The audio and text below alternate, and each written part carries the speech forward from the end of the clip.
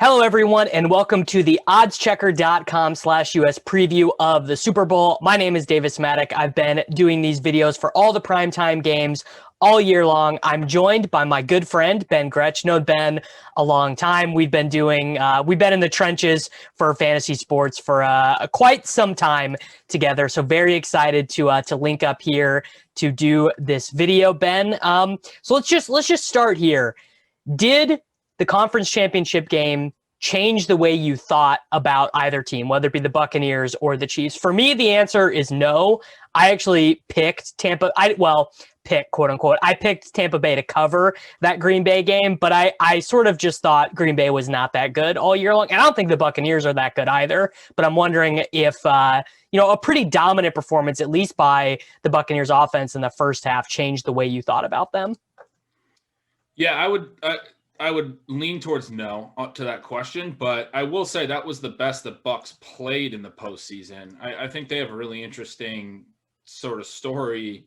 They're in the Super Bowl, and Tom Brady's in the Super Bowl, and I think there's some natural tendency to kind of overvalue that, because when you look at how they got there, they beat Washington by 8, they were only up by 2.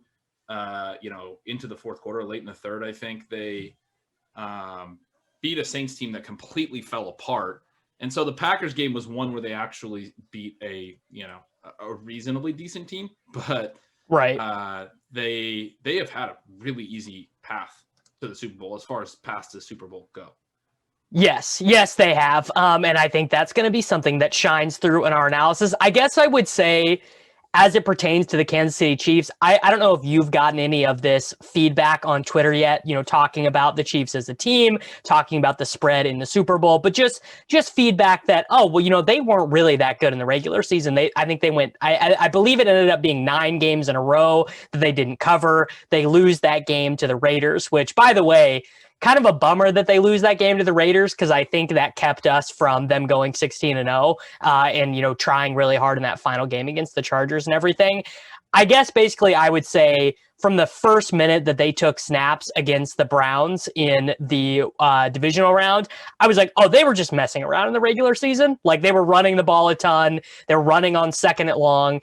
And basically what Andy Reid showed us is he gets it, right? He gets that Patrick Mahomes is his quarterback. He gets the optimal way to call plays. They're just going to throw the ball. I mean, they might have an 80-20 run to pass ratio in this game against the Buccaneers. Yep. I would not be surprised to see that. Bucs have a decent run D. And to your point, Reid understands early down passing, right? They were very high in that all year. I kind of have felt the same way. I mean, this is a team that looks like they're playing their best football at the right time, which is what you want to see. And they're already extremely good, but there's not – I mean, and even last year we could have thought, okay, well, they haven't been there before, yada, yada.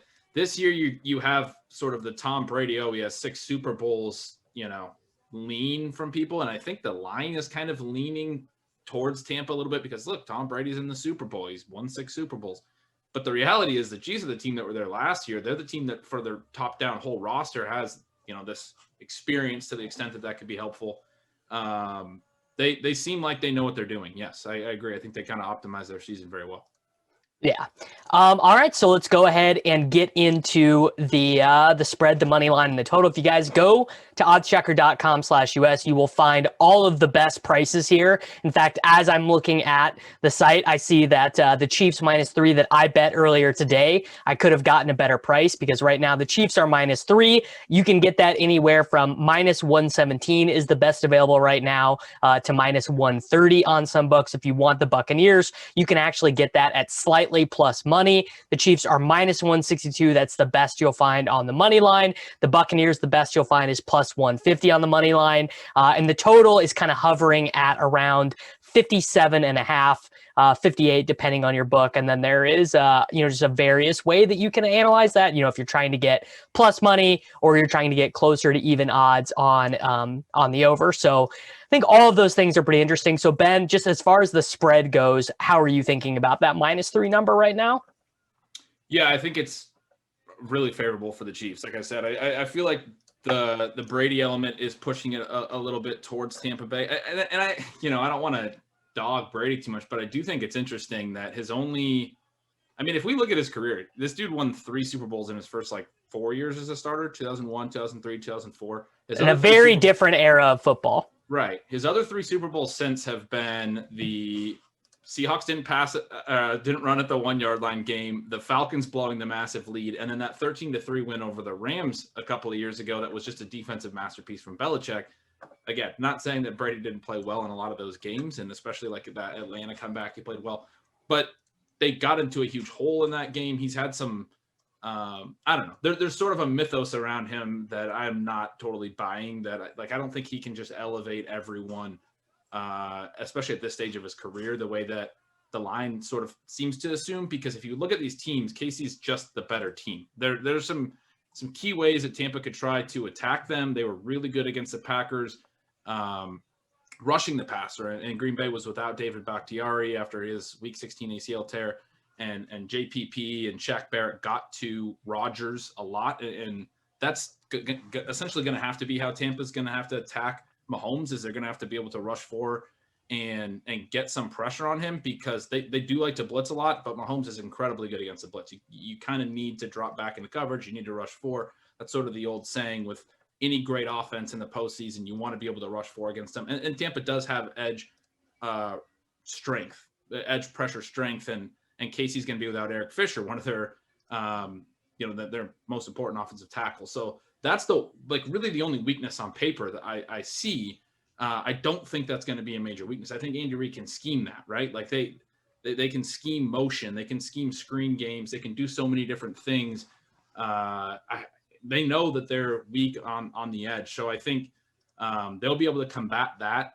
And then Tampa Bay is just a much worse team. I mean, I think people think they're very good because they're in the Super Bowl, and you should think that to a degree. But, Brady, I noted their path. Brady completed fewer than 56% of his passes in each of his 3 playoff games. There were 3 of his worst completion percentages of the season. They let Washington hang around a little bit and cover against them. The New Orleans game, they were down a touchdown with 5 minutes in the third, and Jared Cook fumbles. It's returned 20 yards. All 3 of Tampa's touchdowns in that New Orleans game were scored off turnovers on drives they started in New Orleans territory. The 3 TD drives averaged 21 yards of length, and then they end up, winning by 10 in a game that really I would say the Saints lost more or less. Green Bay game, Brady throws 3 interceptions. He has another one dropped right before the long Scotty Miller touchdown before half. And that was a pretty huge boost because they turned a 14-0 lead into 21-10 before half. And then Aaron Jones fumbles right after halftime. It becomes 28-10. But again, points off turnovers for the Bucs. Casey's not going to turn the ball over. They've had a lot of incredible luck offensively, scoring points off turnovers on short fields all postseason. I just don't think you can bet or feel good about Tampa coming in and beating a really good KC team. Weird things happen in the Super Bowl, but that's like the trends are not in their favor. If it was a regular season game and I saw how Tampa's won their last 3 games, I'd be saying, man, they're going to be massively overvalued. They're just getting a lot of turnover luck right now. Yeah, I tend to agree with you there. I think a fantastic way to look at this is the Tampa Bay Buccaneers had a negative point differential against playoff teams in the regular season. The Kansas City Chiefs, even in a season where they admitted, like, we're not trying that hard. They just kind of hung out for a lot of those games. They still had a positive point differential against other playoff teams. I thought what you said about the scheming around the offensive line injury is pretty interesting, because no team is better equipped to handle offensive line injuries than the Chiefs, because all of their players are so fast. And that's what you have, to beat the blitz, or just even to beat 4 men rushing against your quarterback and them generating pressure. You have to have, Tyreek Hill running those jet sweeps, McCole Hardman running the jet sweeps, those 7-yard slant routes that Travis Kelce has, just crushed all year long. I mean, Travis Kelce is on a streak right now of 10 straight games with 9 or more receptions. Like, just the degree to which Travis Kelce makes life easier for Patrick Mahomes, I think is hard to overstate. Now, Ben, what people want to hear us talk about is Brady dicing up this Chiefs defense that isn't good, right? Just objectively, they have some difference-making players, right? They have Chris Jones. They have theoretically, L'Jarius Sneed has been, I think, way better than the Chiefs even expected him to be when they selected him. But I mean, this is a defense that's relying on the likes of like Jared Sorensen, who just makes, numerous amounts of mistakes. And I guess my response to that would be, who cares? Because if this game, the Buccaneers don't want to turn this into a shootout, right? Like that's the exact opposite of what they want. The Buccaneers want to play, they want to run the ball. They would really like to, I would say they can probably win this game as long as the Chiefs don't score 30. If the Chiefs are, 21 points at half, 35 points at the end of the third quarter, like, due respect to Tom Brady and everything, but I don't think I see it. I mean, and maybe that's wrong, but I don't think I see it at that point. Yeah, I mean, it's interesting. The total is incredibly high, right? And so it kind of is saying that there are these scenarios where both teams can break 30 and have this really high shootout game. But I'm with you, man. Like, I think the Bucs have to be incredibly efficient because I expect Kansas City to be very efficient offensively and score points. I think everyone does. But then that means Tampa's got to keep pace. And, they can try to run the ball. They can try to do those things and kind of try to control the game and win a low-scoring game. You're not gonna win a low-scoring game against Patrick Mahomes, though, right? Like, I mean, I think that's really challenging.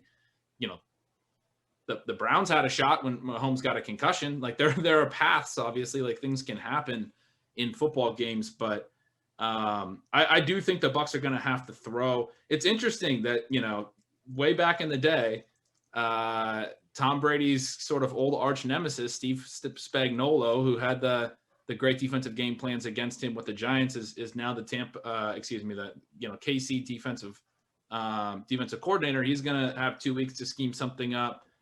He's been able to attack Brady in the past, right? Like, fine, however you want to call it. Again, this is sort of the start of the be able to rush 4 against a great passing offense thing. That's what the Giants did, right? They rushed 4 with Michael Strahan and those guys back in the day. I think KC will try to do that as much as possible. They'll send some extra pressure at times, but they know that Brady's not super mobile. You got to move him off the spot. You got to force him to throw quick. He hasn't been super good at getting the ball. Like you were talking about how good Mahomes has been at delivering the ball quick and how good KC's offense is in playing on time and early in a down, like low time to throw from the snap to getting the ball out. Brady hasn't been as good at that. He's tended to throw some balls away, and his I saw a stat that I don't have on hand, but his completion percentage and efficiency when throwing quickly out of the pocket this year has been very poor. So I think they're going to try to get pressure on him and try to challenge him. The Tampa Bay does have weapons. I think they'll score, but I don't see it, man. Their offense, like I said, Brady wasn't completing a lot of passes the last 3 games. They've been scoring because of short fields. They've been relying on unsustainable things. Now, like, all Casey has to do, in my opinion, is score points, not turn the ball over, and make them go the length of the field every time. And that'll be really hard for Tampa to do. Yeah. No, I'm with you. So I am on the Kansas City Chiefs -3. I'll bet their money line. I mean, -1 at -167, -180. Like, those are, I think, equitable prices where you could bet both of them. Some books allow you to do the same game parlays, which maybe you do it with.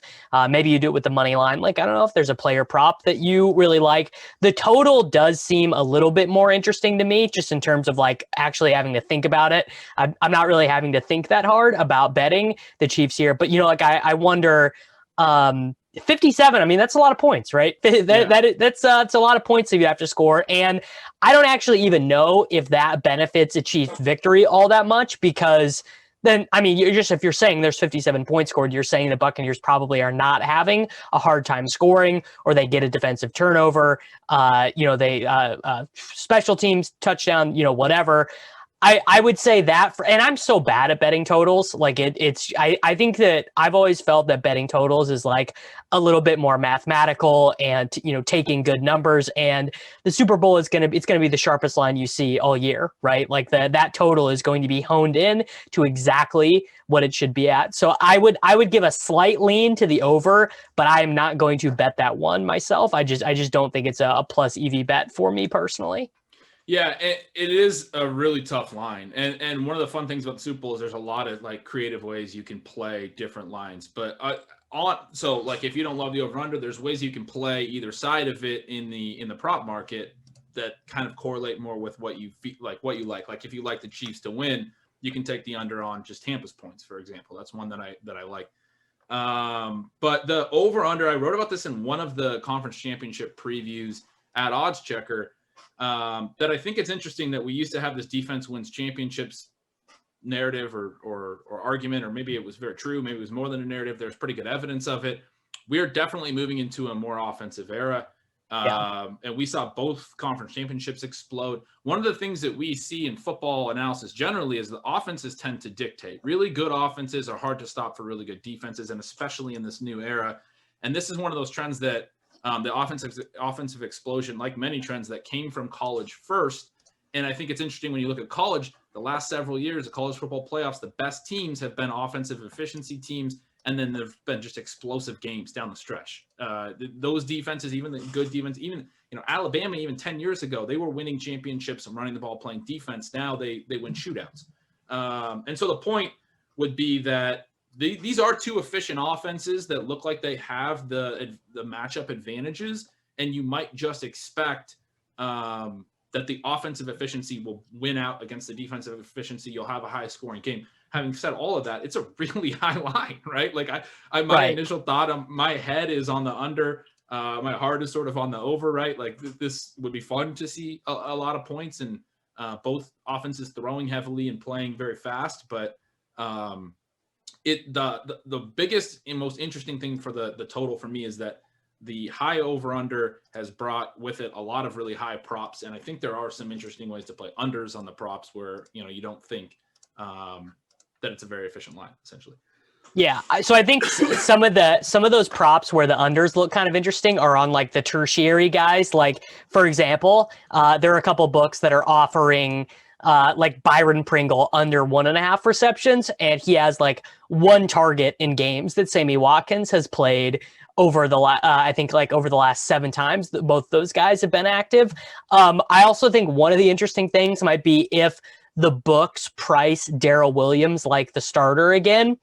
I would like kind of my read on that was, that was Clyde Edwards-Hilaire's first game back in the conference championships, and Darrell had been practicing. Darrell played well the week before, but I would anticipate again, Clyde Edwards-Hilaire being, I think he will be the lead back in the Super Bowl. Then on the other hand, depending on how you project the Ronald Jones, Leonard Fournette stuff, we might just see our guy Rojo. It hurts, but we might just see him put on ice in this game where like he gets like 5 carries in a situation where Fournette just had a long run or something and he's tired. Like I love Rojo, but some of the unders on him, it looks like the market is more or less pricing them in like a 60-40 timeshare, and I do not anticipate that being accurate.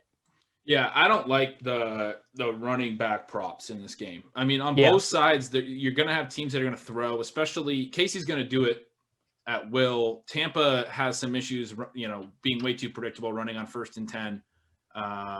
But they will, especially if you think that they're going to trail, they'll have to throw. And we don't necessarily know the splits. So it becomes a thing, like if you're looking at the rushing yards props, they're all extremely low. I don't think there's a single rushing yard prop in this game that's over 50. And you're essentially saying who gets the most carries in these timeshares, right? And it's not something. And then also, are they even going to run enough? Because there's a possibility that these teams run 15 times, and so it's kind of like, oh, who breaks off one long run? I don't love the running back markets. I will say on KC's side, agree with you on Clyde Edwards-Helaire. Expect him to be sort of the starter after a couple more weeks of healing from that hip and ankle combo injury that he had. But if you are looking at some of the like anytime TD markets, and I don't love a lot of the lines, but Darrell Williams I think is sort of interesting. CEH has had some goal line issues sort of all season. He scored a 1-yard run touchdown in the AFC Championship, but it was his only run inside the 10. Darrell Williams got 3 carries inside the 10 and also scored in that game. So he's a much bigger back, and I would kind of expect that he would be the better bet to score. They're basically priced the same in most markets to score. So I like Williams on that side. But I also like, kind of in conjunction with that, and it feels negatively correlated, but there is on DK, I think you can get it at like plus 145, the Chiefs to not have a rush TD in the first half. I think they're going to come out throwing, and Tampa has a good run D. I think if they score a rushing touchdown, it will likely be in the second half, where I kind of expect them to go away. I'm kind of getting a little too tight with that, but I like the idea of no rush TD in the first half. Darrell Williams to potentially score. He could catch a touchdown as well. He ran like 5 fewer routes than CEH last week. But I feel like it's a little bit hedged, but you also, like what I think is the most likely scenario is that both of those can hit, basically. Like they wouldn't score a rushing TD in the first half, and then Williams is the guy who would be my best bet for them to score a rushing TD if they do, right? Like I think he's probably like 50% to be their guy if he scores a rush TD. Maybe CEH is 50%, and maybe Mahomes and the receivers are the other 20% or something. Yeah. All right, let's talk about some of the MVP markets, because this is always the one that people want to bet. And buddy, did I get burned on this last year? I mean, Damian Williams should have been MVP, right? I got the ticket sitting there, 25-1. He scores, he scores the go-ahead touchdown and the game-sealing touchdown. The first one on a really dramatic play off to the right side of the pylon. The second one, as the 49ers basically are watching the game evaporate. And Mahomes had a good game. Like there's no, like, certainly they would not have won had, Chad Henne been their quarterback in that game. But he didn't have like the defining performance of the game outside of the throw to Tyreek Hill. So this is where I'm at with MVP markets. In a high scoring game, or even if the game gets into like the low 40s, right? 21-17, whatever, the quarterback's just winning it, because then the quarterback is probably thrown for 250 yards, probably has, combined for at least 2 touchdowns. And the running back's not going to win it. The way in which running backs and wide receivers can win, and you wouldn't think this, but it would only be low-scoring games, right? It would only be the scenario where Edelman won it, where he scored the only touchdown of the game. It was super low scoring, and there was not an obvious defensive standout. Now, the way you see defensive players winning it, super obvious. They have to score a touchdown, and that touchdown has to be meaningful. If the Chiefs win 35-14 and L'Jarius Sneed scores a touchdown, he's not winning the MVP. Or on the converse, if the Buccaneers win 28-14 and I don't know, Vernon Hargraves scores a pick 6 or whatever, Brady's still going to win the MVP. So I think the only way to bet these markets is you bet Mahomes or you bet Brady, depending on who you think wins, or you just bet defensive players that are like mega long shots. Because I really don't think the running back or wide receiver numbers look good at all. Like I think they'd have to be like 100-1 or something for me to want to bet some of these running backs and wide receivers. Yeah, I hate them.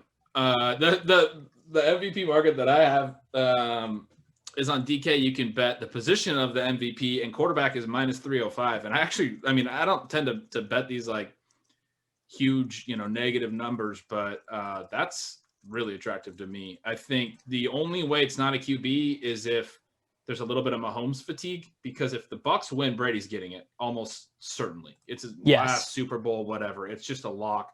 If KC wins, I still think Mahomes is very likely to get it, but he did win it last year in a scenario where, as you noted, a lot of people were like, was he even the real MVP? So this year, if he wins it, and say Kelsey catches 10 balls and 3 touchdowns, maybe Kelsey gets it, right? But that feels like a pretty comfortable risk to take, I think, QB being the position of the MVP on DK. Yeah, no, I just think it's so obvious that if the Chiefs win, Mahomes is going to get it. And I mean, the voters too are thinking in their head, like, this is something I'm going to have to deal with in the future, right? Is like the Mahomes career argument. And like, so I think that does play into it a little bit of like, oh, well, this guy won 8 Super Bowl MVPs or 5 Super Bowl MVPs or whatever, depending on what you think the range of outcomes for Mahomes' career is. So just knowing that, I am so likely to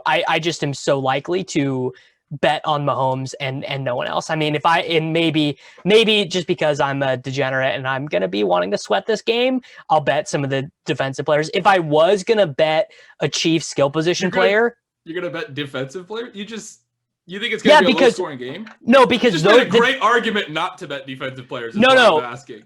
So because the defensive players are the ones you can get the absurd numbers on. Like you can get 175 to 1 on Daniel Sorensen or whoever. And it's not like defensive player X is more likely than defensive player Y to like randomly scoop and score the game-winning touchdown. It's literally just a bet that the game sucks. That we get a Patriots-Rams game where like both teams play scared and are unable to figure out anything on offense. But those would be like quarter unit bets, like very small. Not something I'm like really wanting to do because of the length of the odds, which I'm all for that.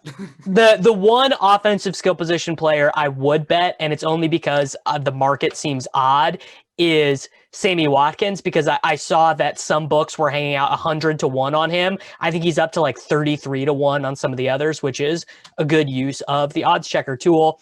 And just basically because he should be the number 2 wide receiver if he's healthy. Like McCole Hardman has been fine. You know, I love you, McCole, if you've made it this far into the video.